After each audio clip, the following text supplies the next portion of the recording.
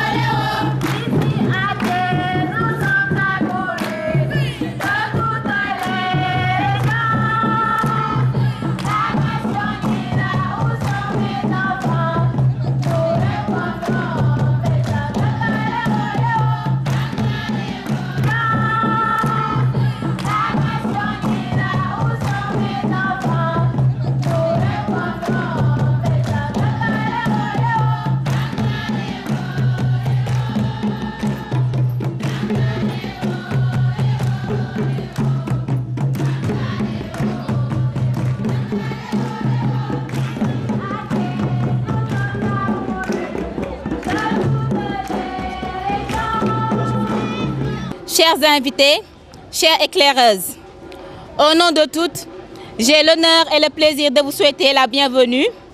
En plus, je vous remercie au nom de notre association de votre présence ici cet après-midi. Ce camp de promotion féminine tenu au mois de mars, mois de la femme, regroupe 250 jeunes filles âgées entre 6 et 35 ans, venant des 45 départements du Sénégal. L'objectif visé est de contribuer à l'émergence des citoyennes conscientes des problèmes environnementaux, soucieuses de leur temps et engagées à les résoudre.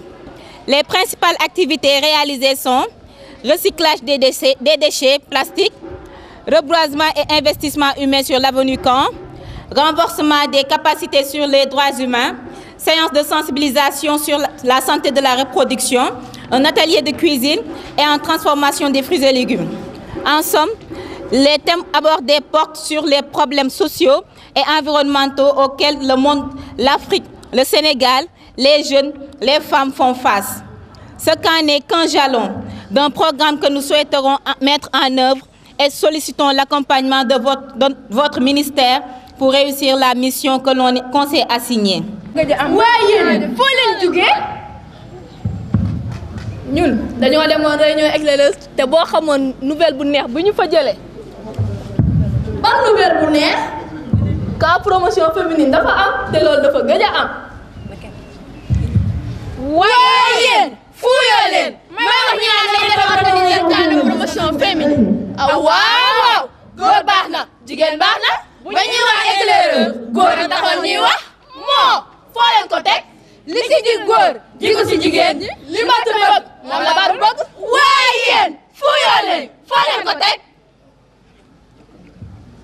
ñun jigéen ñi scoutisme dañoo amal njëriñ bu baax a baax ndax fépp fu ñu dem ak ku fa mën a ne dinañ mën a dëkk ak yow te itam duñu mës a yelmu àdduna.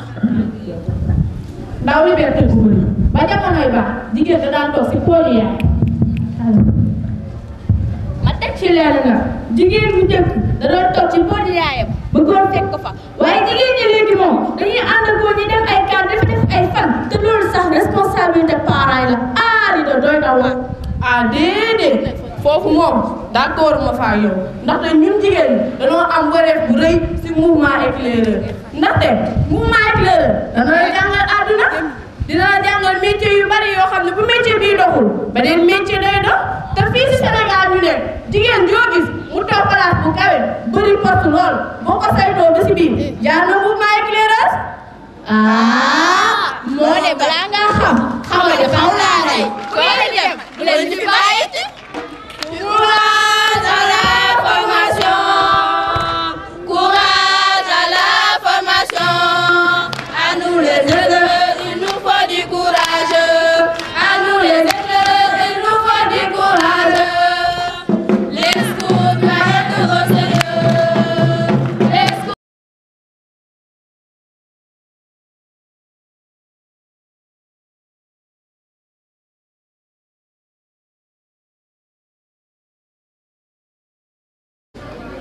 Qui permet de rester conforme à la stratégie mondiale pour le développement de nos ressources humaines.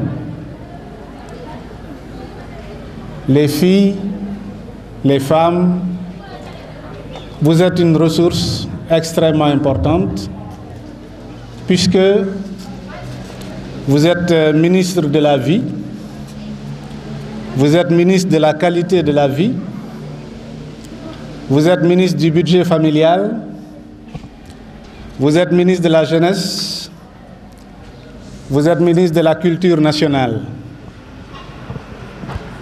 Ce sont ces fonctions que nous cherchons à développer en vous en organisant des activités de ce genre. Monsieur le ministre, nous sommes très honorés de votre visite, de l'intérêt que vous attachez à notre association et à tous les mouvements de jeunesse et à ceux qu'on appelle mouvements à foulard généralement. Votre présence aujourd'hui parmi nous dans ce camp est une autre dimension de votre soutien, de votre appui, de votre présence et particulièrement de votre guidance en matière de jeunesse. Donc, nous vous en remercions et nous invitons tous les jeunes, toutes les éclaireuses du Sénégal à faire de leur mieux. Parce que, vous le savez, servir est la pure noblesse de l'éclaireur du routier. Et servir qui? Son pays, en étant des citoyens responsables, conscients, des personnes socialement intégrées, parce que les valeurs que nous avons dans nos principes et dans la promesse sur le plan social se résument à 4. La relation à Dieu, la relation à soi-même qui se traduit par la tempérance, la relation que nous avons avec autrui et la conscience professionnelle. Vous avez beau être qualifié, compétent, si vous n'avez pas de conscience professionnelle, vous êtes inutile à la nation. Donc, je vous exhorte à continuer sur cette voie et renouvelle les remerciements et notre gratitude à Monsieur le ministre de la Jeunesse parce que, encore une fois, c'est un partenaire qui, depuis sa prise de service, ne nous a pas laissé de côté dans tous ces programmes. Merci beaucoup.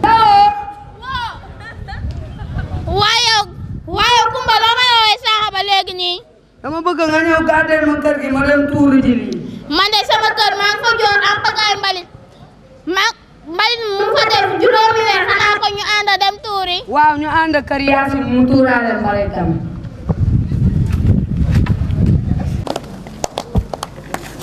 ay waay ma lay. yéen lii ñaaw na topp seen bëgg-bëgg ba na tax ngeen na la lor seen njaboot. xoolee xale yi fi ñuy foowee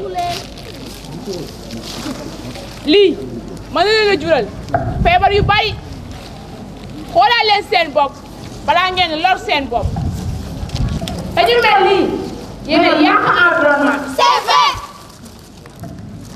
seen kii li mu wax dëgg la yéen a ngi nii jël mbalit mi di ko tasaare xool leen seen doom yi nekk ci mbalit mi di ko foowee te baaxul ci ñoom ay jàngoro lañ ciy jëlee wala ay microbe te microbe yi ciy jëlee est-ce que sax ñoom buñ demee avant ñuy lekk dinañ raxasu loolu moo jar a sóoraale te mbalit mi yi ngeen tasaare mun na leen jural xaalis.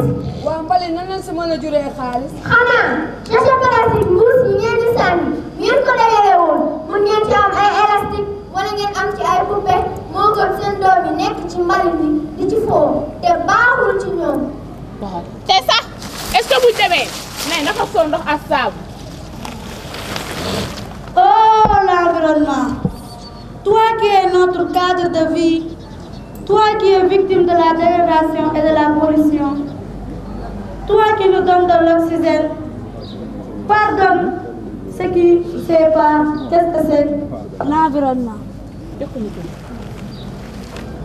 man de maa joom nekkate lii am na man de xaw ma kan waaye xam naa ne bu ma liggéey si lii dinaa dem seeti samay morom ak keneen ñu dajaloo dem defal suñu dëkk ndax ñoo ko moom nit de balaa xam xamadi moo gën a xamadi xaw laa raw man de loroon naa sama bopp lor sama njaboot ndax ñàkk a xam ñi aar leen seen njaboot ci feebar mi man suma laalee la man suma laalee la suma lee la ñun duñu xuloo duñu xeex lu baax ñun duñu sàggane dërëm da koy tere bala nga lekk raxasoo hygiène santé bala nga wax nga ngay nuyoo éducation man suma laalee la man suma laalee la suma lee la man suma laalee la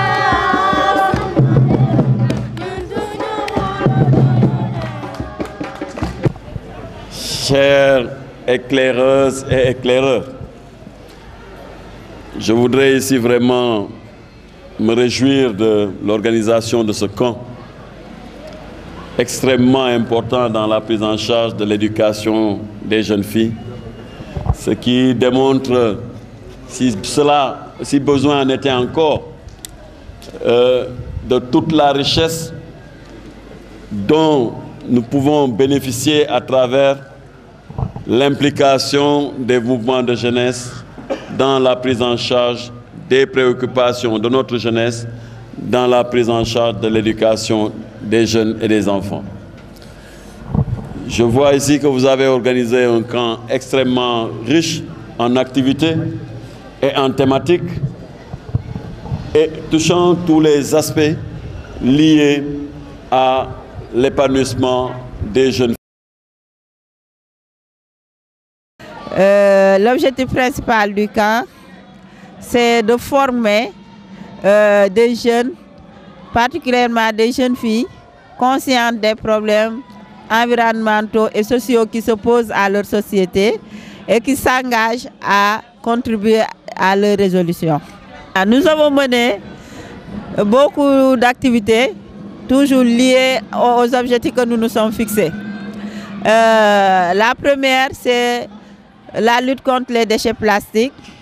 Et nous avons essayé de faire le recyclage des déchets plastiques en faisant des jouets avec, des poupées, jouets en général avec des déchets plastiques recyclés. On a fait aussi une activité de reboisement et d'investissement humain sur l'avenue Caen, qui est la route nationale de Thiès. On a des activités liées à la santé de la reproduction. On essaie de sensibiliser les jeunes filles sur tout ce qui est éducation à la vie familiale.